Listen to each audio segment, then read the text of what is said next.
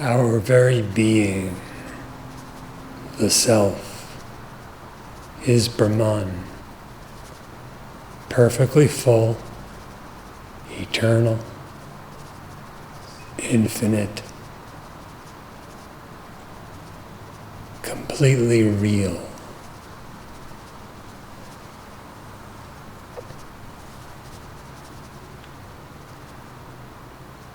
It is one without there being anything else whatsoever at any time.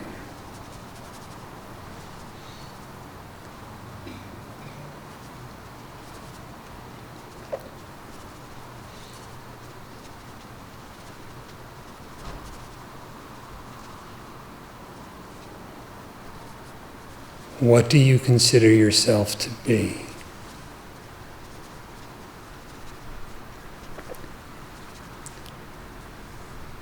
If something other, then there will be again another. Otherness is for otherness. The world is for the individual. What do you consider yourself to be?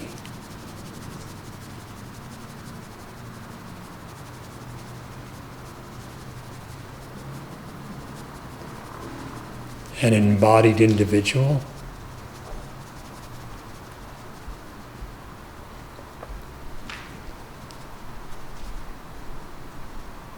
How can that which has birth, limitation, and death, the body, be equated with the ever-existent self, the unborn and the imperishable?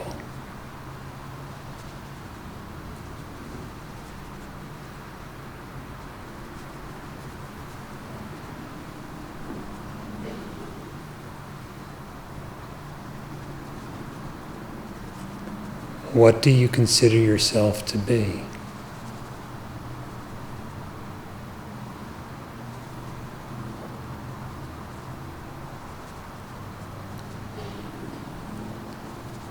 Thoughts or a group of thoughts?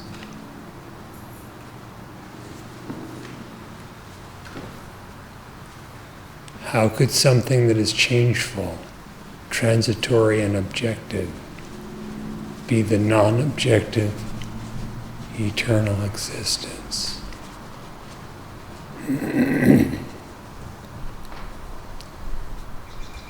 How could something which appears as multiple be that which is one without a second? And how could that which is changeful be equated with the invariable?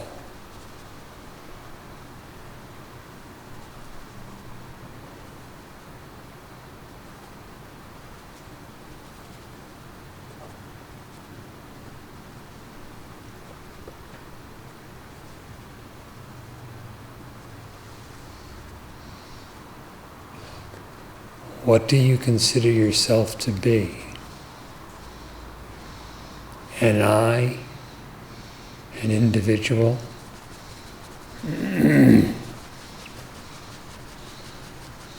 Though this may be so assumed,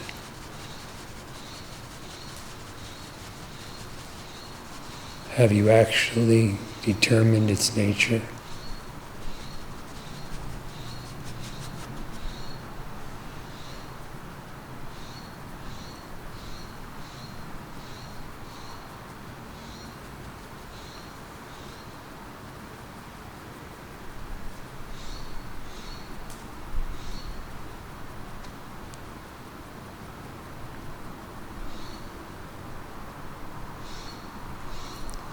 If the individual is sought through profound self-inquiry,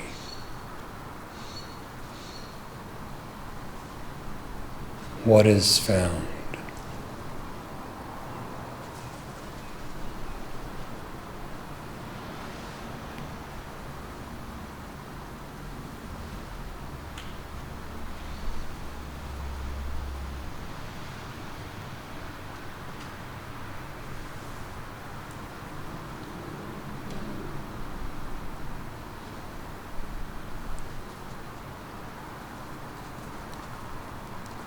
the individuality being falsely assumed vanishes,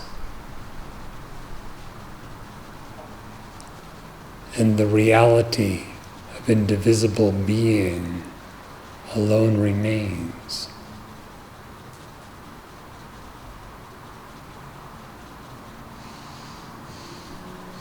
This undivided truth is Brahman, the reality.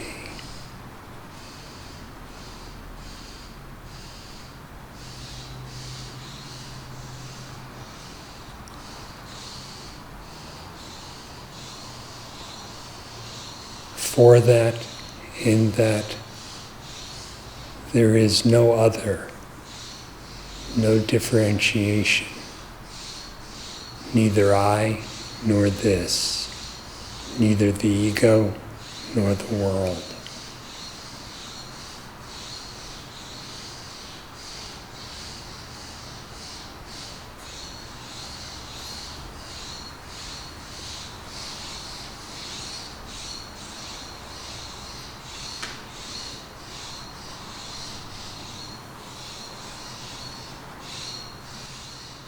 If you are something other, then there may be something else. But what are you?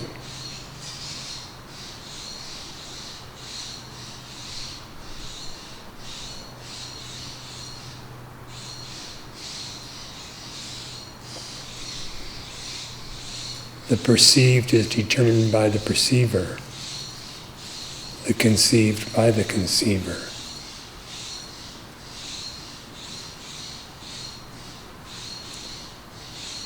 What is the nature of the perceiver?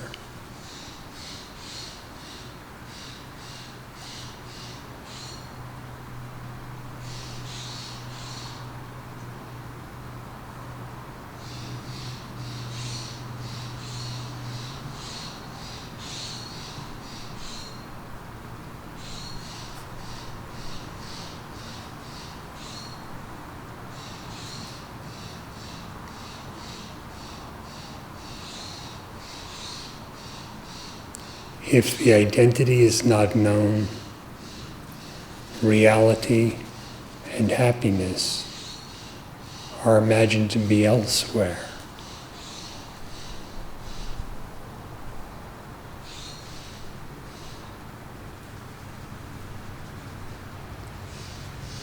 If by deep inquiry you discern the identity of you, reality and happiness and identity are the same.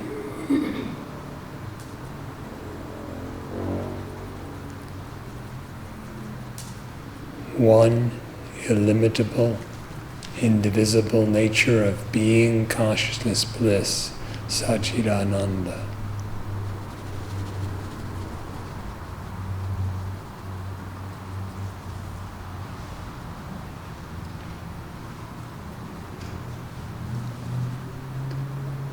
If you are another, then happiness will appear to be other. If you are not another, you yourself are the happiness.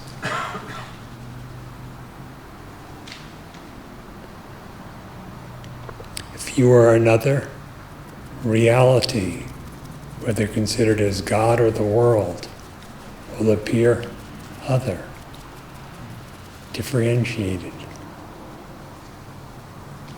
There will be the triad of Jagat Jiva Para. The universe, the individual, and the supreme. But are you another?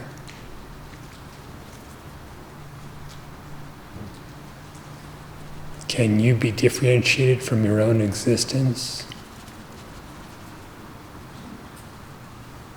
And if you seek to know your own existence, what is it? Abandon any tendency to consider it in terms of a body or thought or as the individual, the I. And what is actually your existence?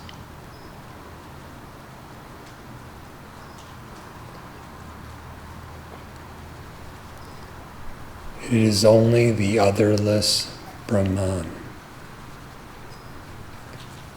the non-dual.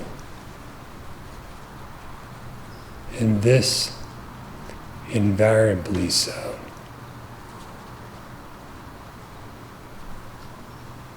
For existence does not change its nature at any time.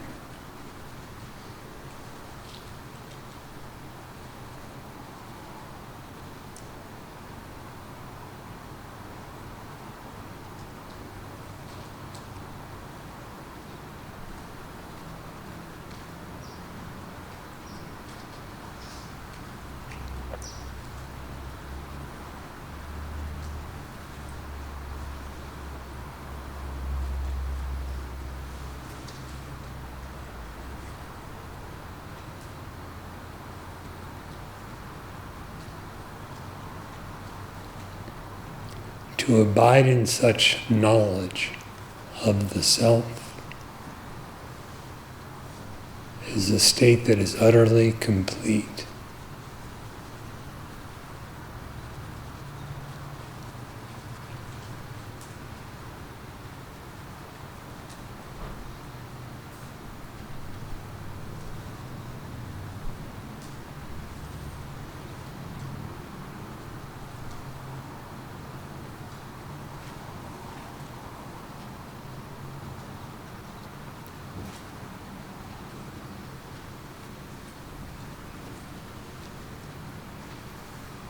In the Shastras, the realized are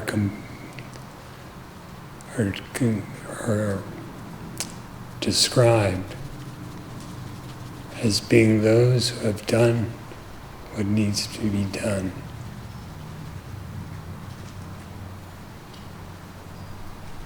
What is the completeness that they have found? If it's something that comes, it will go. If it appears, it will disappear. Bhagavan has made this abundantly clear.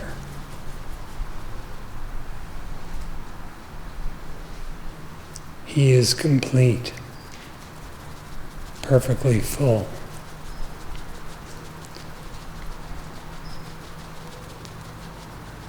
What is the nature of that completeness?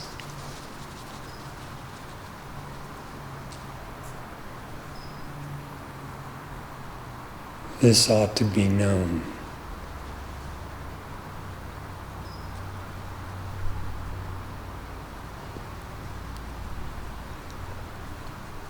Know it within yourself by profoundly inquiring, who am I?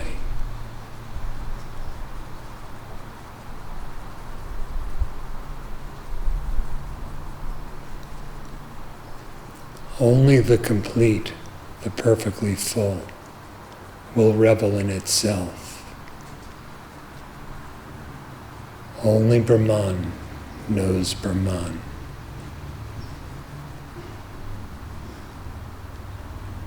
No other can do so, but no other actually exists.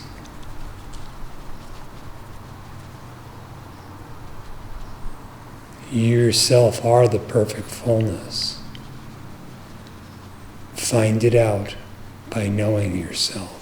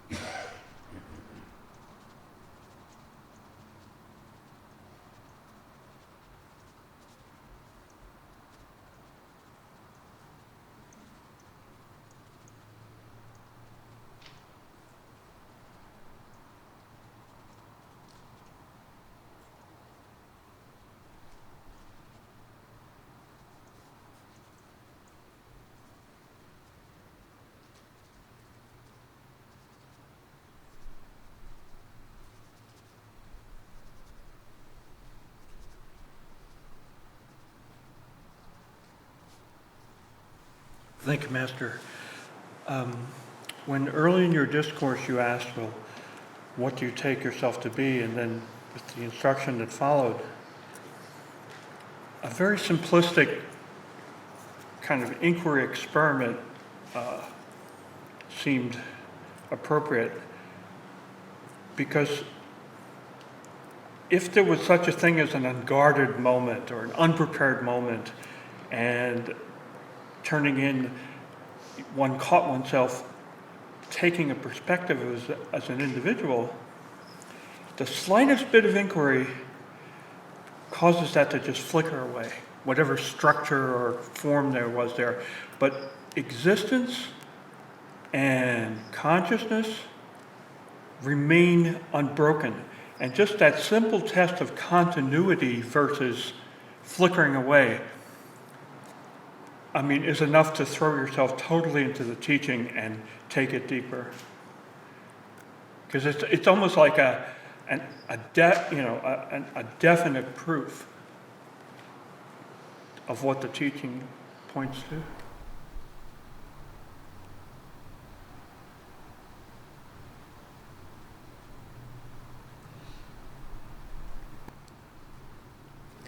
Indeed, if you would simply abide as that which is forever immutable, which has no beginning or end, and cease to misidentify with anything that changes, meaning cease to regard it as yourself, cease to regard it as reality, that would suffice.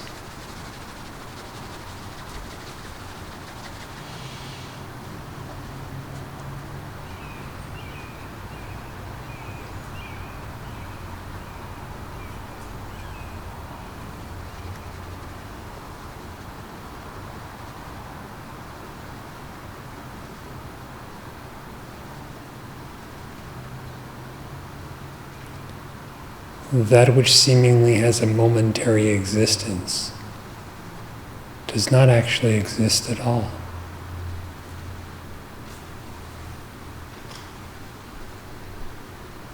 That which is eternal actually alone is, always.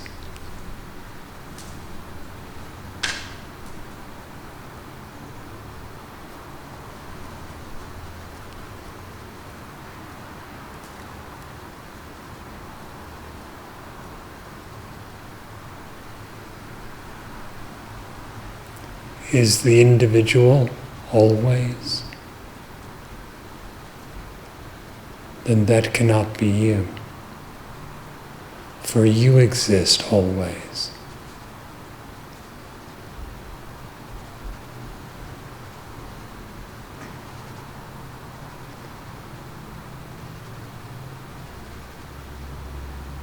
If your existence is not an individual, in what way can you be bound?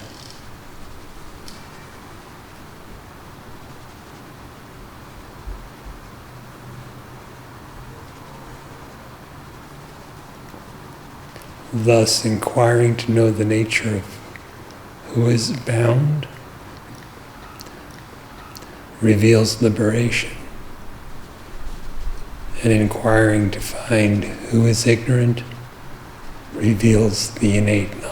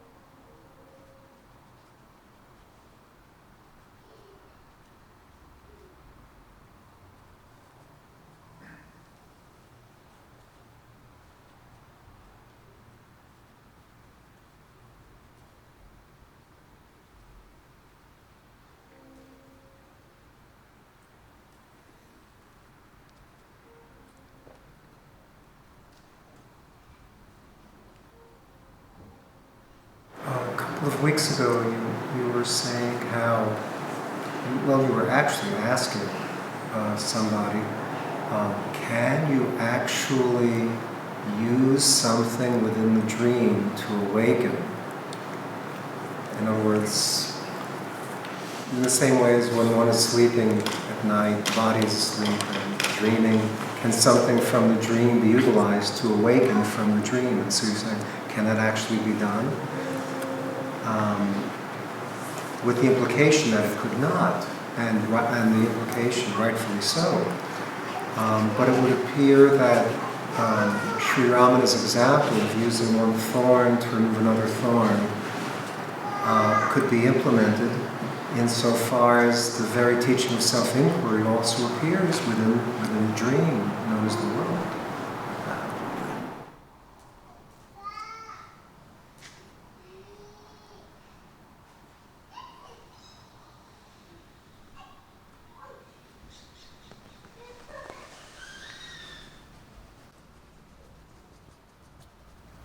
Does inquiry belong to the dream? What is inquiry? It's a wonderful question. And I was actually reflecting on that since the time that you mentioned the other statement.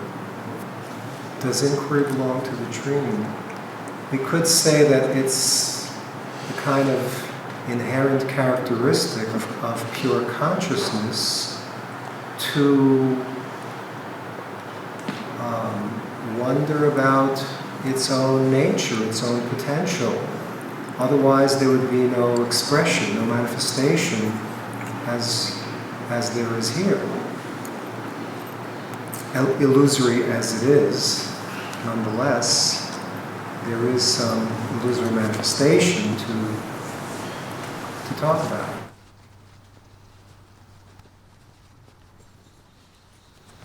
The nature of inquiry is knowledge.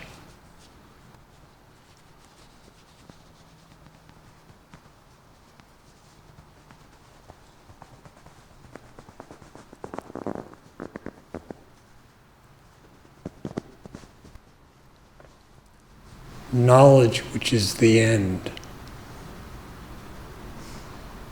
is, for purposes of instruction, spoken of as the means.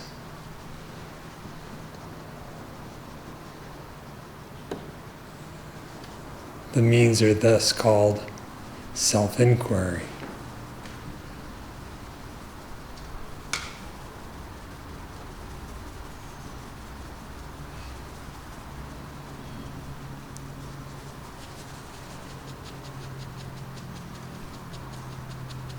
At first glance, you could say it appears within illusion in order to pull one out of the illusion.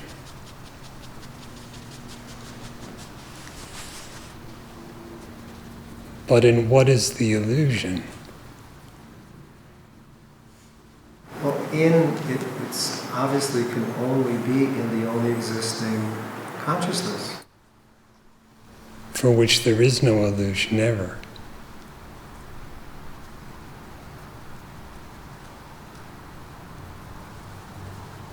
If it were otherwise, the consciousness would be subject to modification. But we know that's not so. But if sand has a mirage on it, it's not subject to wetness of the mirage, the water of the mirage. So is consciousness, the pure, absolute, infinite reality, actually subject to the modification of the dream appearing within it? If it's not subject to modification, then for whom is the dream? There is no who. Then there can't be a dream in the absence of a dreamer.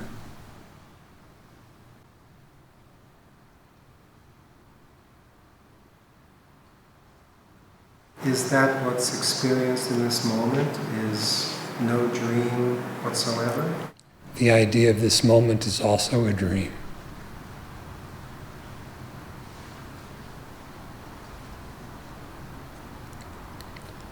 Such instruction or practice that negates the dream, the illusion, that negates ignorance, which actually has no substance whatsoever, is the thorn used to pull out the other thorn. In the finality, there's neither assertion nor negation. Thus, both thorns are said to be thrown away.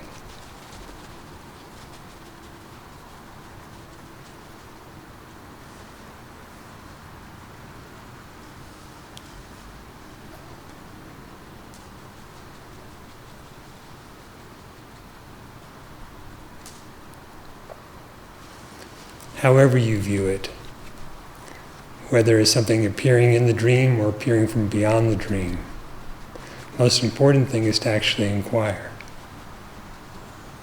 to know oneself. After the self is known, conclusively realized, then we can decide such matters. No one can? Then we can decide such matters. Oh, yes.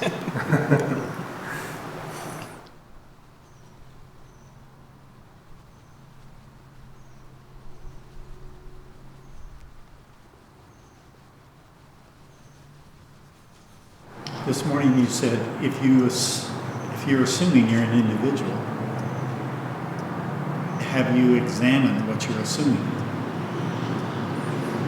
And in the process of just following your questions, I actually start to inquire.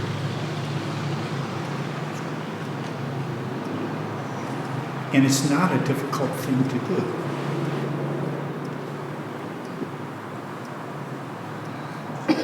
But if I look at the amount of time I spend in the waking state, actually inquiring day in and day out, it's very little actually. Even though I may spend time every day reading scripture,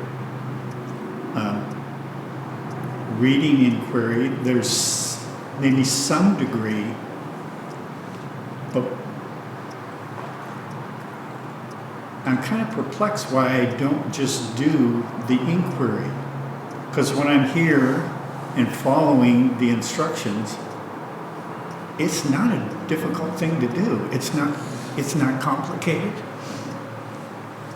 I think it's been said it's the easiest thing to do, but I do something that's far more difficult instead, most of the time. So I'm kind of scratching my head going, why do you do the difficult thing when the easier thing would solve all the difficulty? Even aside from the question of ease and difficulty, what works?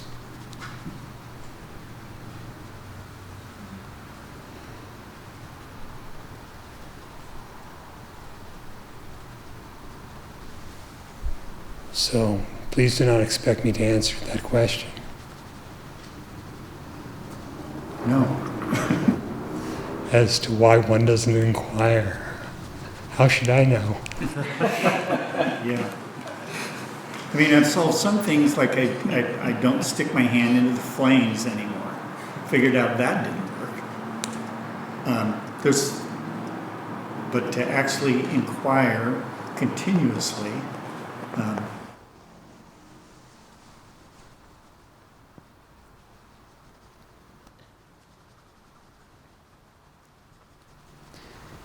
if you come to understand with certainty that your happiness and immortality depend on it, you'll inquire. And since the inquiry is inherently transcendent of thought, continuity is no difficulty.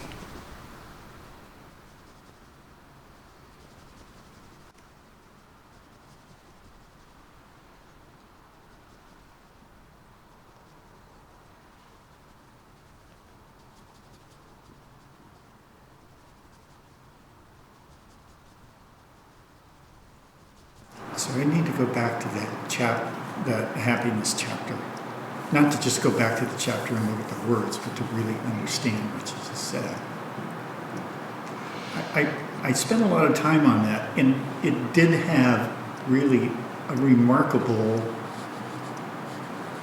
effect. Many things, many behaviors that used to happen that I would just get angry about. That behavior just doesn't happen. But it's not. And in that chapter, it makes it so clear if you actually understand what happiness is and its source, you will naturally, as you said, you'll naturally inquire because you naturally don't want to suffer. So I think I'm answering my own question. I need to go back and understand that to a sufficient degree that inquiry would just, I would do what works instead of what doesn't work.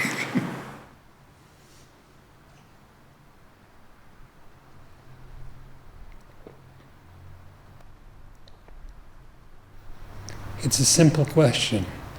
What is the source of happiness? Or what is the nature of happiness? It's very simple, but the result of understanding it is extensive.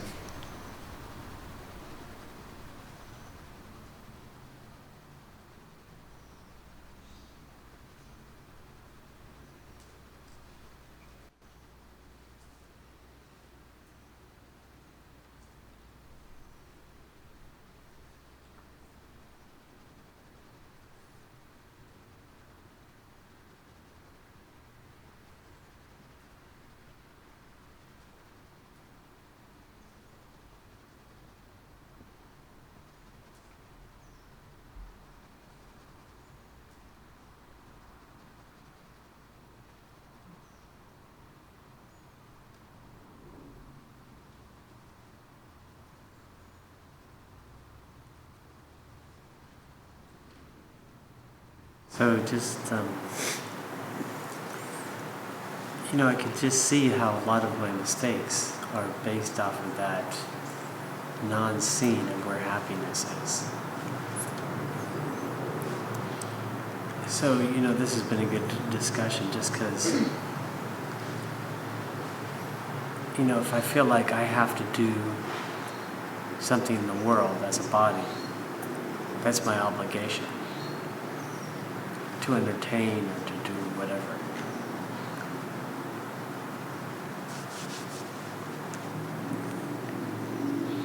Because, when you start talking about how, what's constant, what never moves, obviously everything in that illusion is moving, and it's all powered by thinking somehow happiness is, the carrot's out there.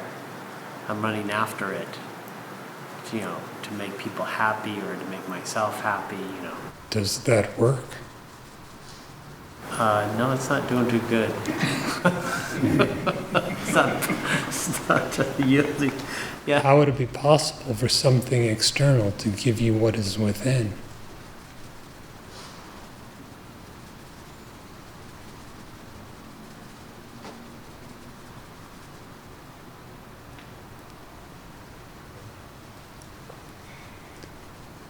If happiness is within, then realizing the self becomes extremely important.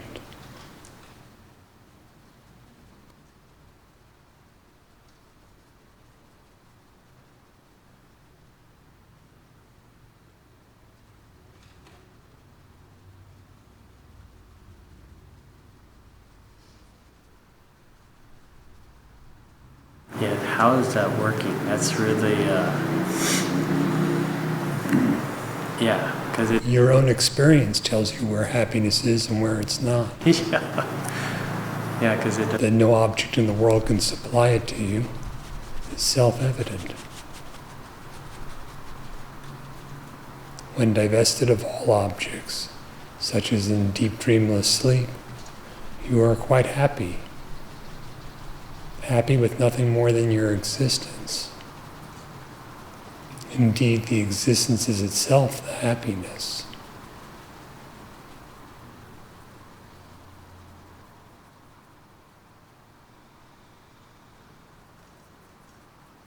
Yeah, and that, I think the striving for external happiness is what makes movement seem inevitable, because first of all, it's impossible. I mean, I don't know that for sure because I keep trying it. I think that, maybe eventually, enough tries, maybe I haven't tried enough, 1 trillion attempts and go, and counting. So that if you pile up imagination upon imagination, it will eventually turn real. It doesn't work that way. No. Yeah. It's like one dream upon another dream. Fleeting imagination. And when you mentioned that about thought this morning, if it's a thought or a group of thoughts, and it struck me, oh my God. I kind of thought, when you first said it, it's like, how can I be a group of thoughts? But my whole life is a group of thoughts put together, strung together, and somehow believed to be existing as something real. Not just this life. Yeah, my dream life.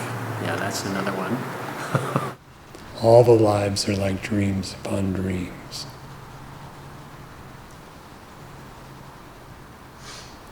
There is something that is undreamed, by the light of which all the dreams are seen.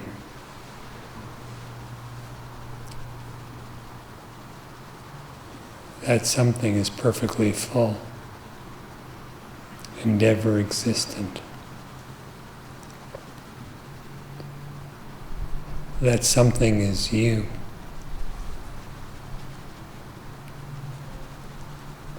What you presently regard as the subject is merely objective illusion. And what you regard as an object, the self, is actually you, the subject.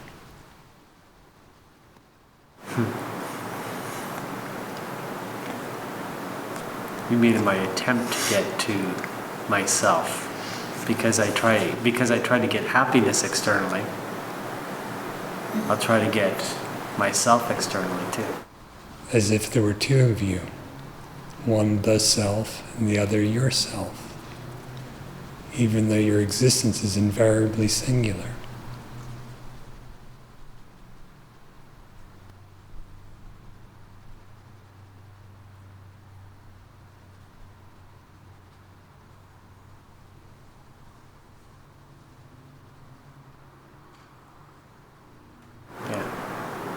And, the whole teaching, and I think prior to that you were discussing kind of a solidity of consciousness, or solidity of the self. And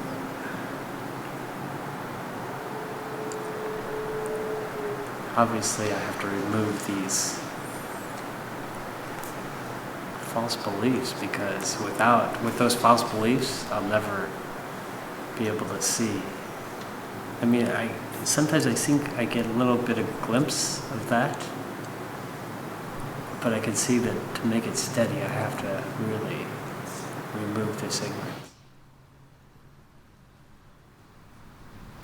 If ignorance is removed by realizing that it is indeed only ignorance and not true, what is true remains self-evident.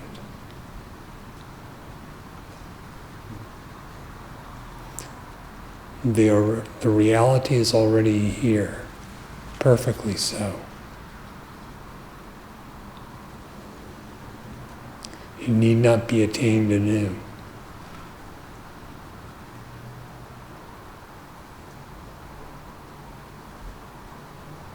Just that which has been falsely regarded as yourself, as real, should be discarded.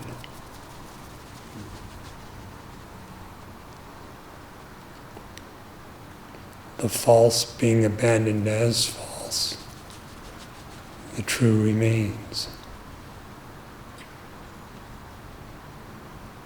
that was actually the only thing present the entire time.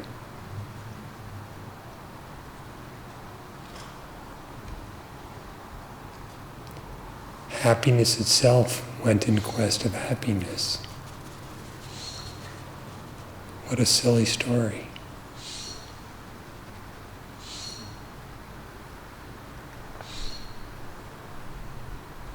That which is knowledge becomes ignorant.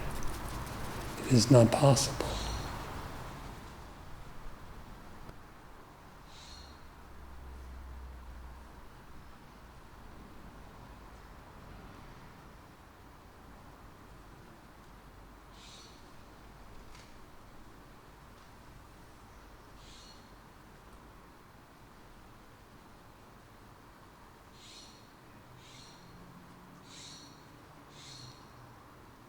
And it's very painful to look outside myself. Such ignorance alone is the cause of suffering. If ignorance is abolished, the potential to suffer vanishes.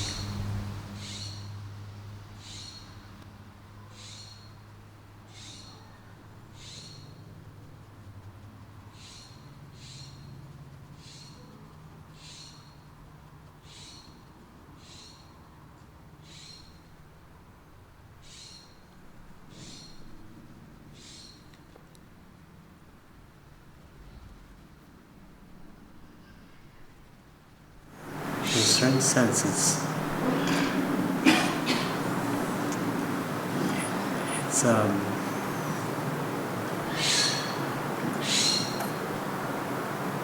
very subtle, this teaching.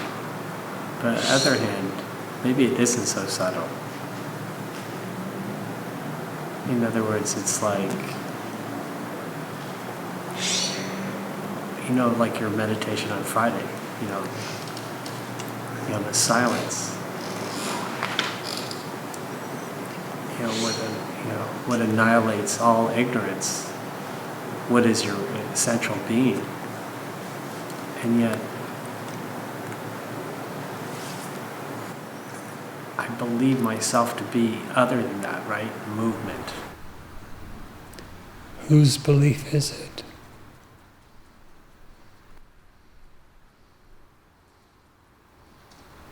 The other has a belief in the other. The self has no ignorance.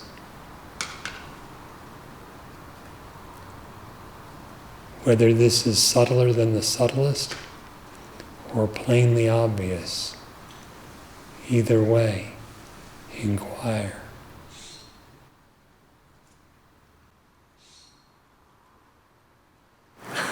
Yeah, sometimes it seems obvious. Yeah, that's right. Sometimes it seems like totally subtle, like I can't. But somehow hanging around the sage makes it definitely more obvious.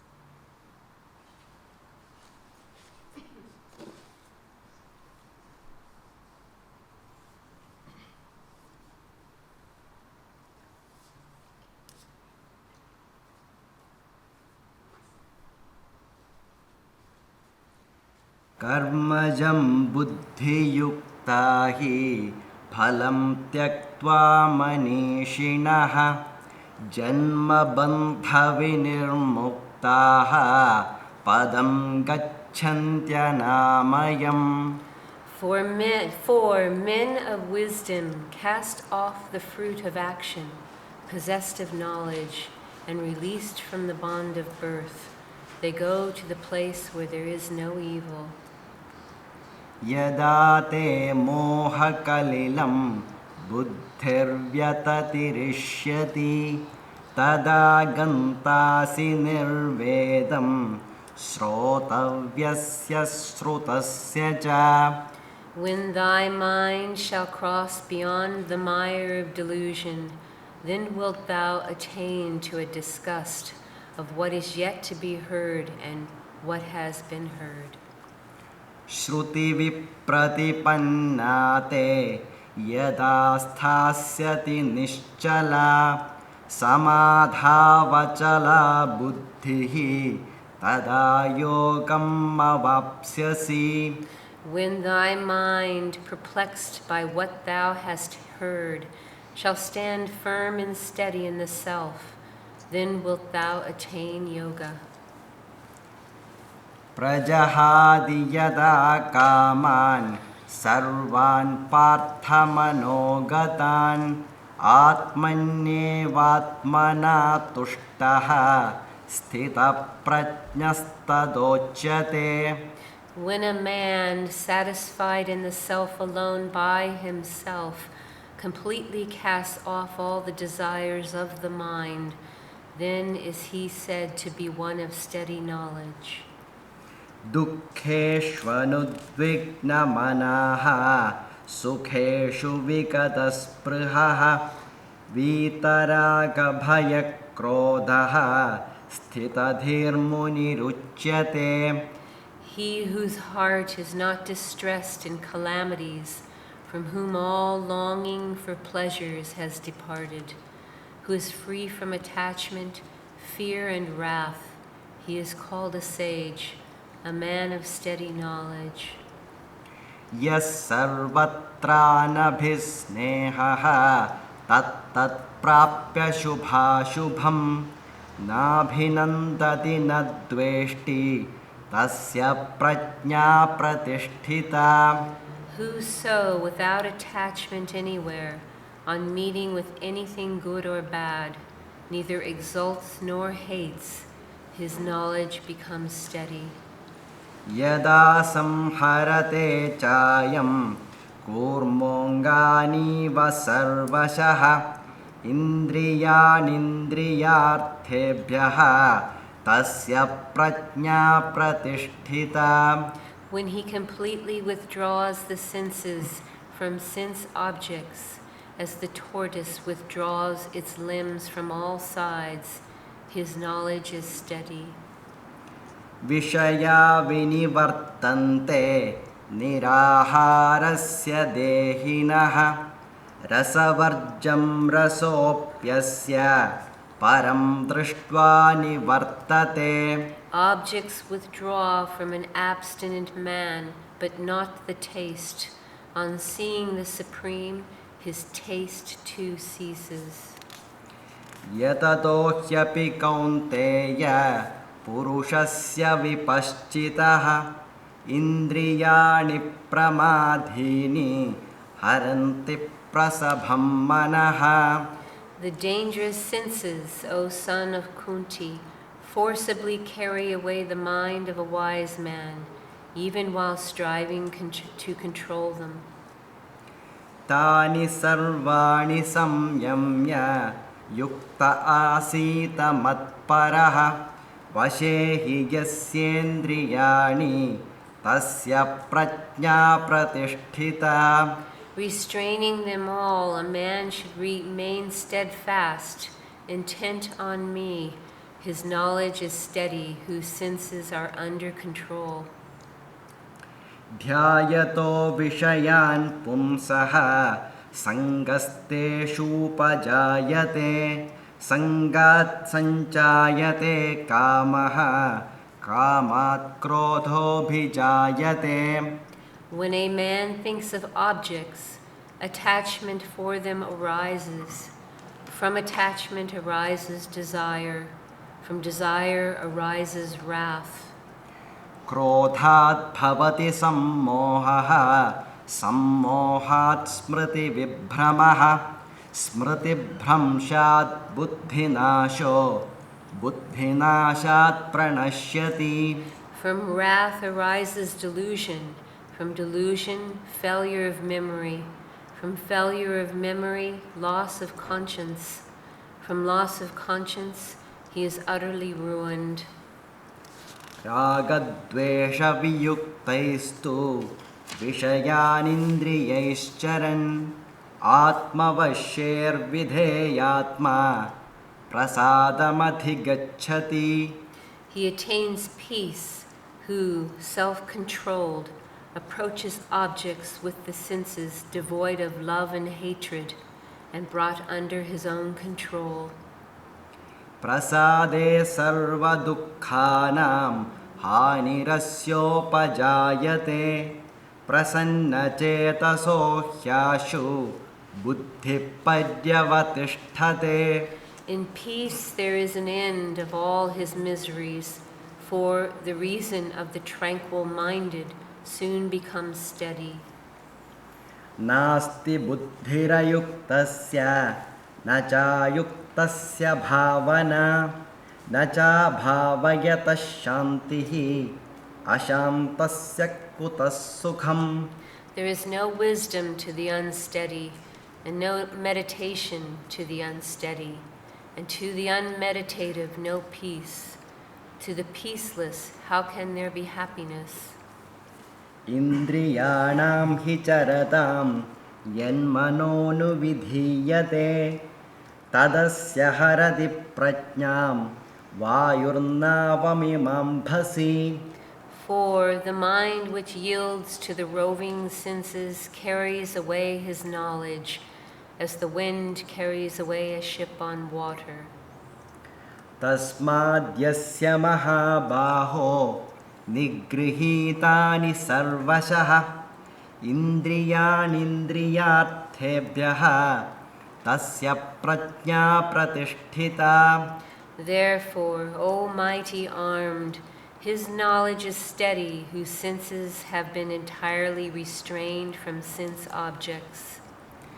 या निशा सर्वभूतानां तस्यां जाग्रति संयमी यस्यां जाग्रति भूतानि सा निशा पश्यतो मुनेः. What is night to all beings, therein the self-controlled one is awake. Where all beings are awake, that is the night of the sage who sees. आपूर्यमाणमचलप्रतिष्ठं समुद्रमापप्रविशन्ति यद्वत् तद्वत् कामायं प्रविशन्ति सर्वे स शान्तिमाप्नोति न कामकामी.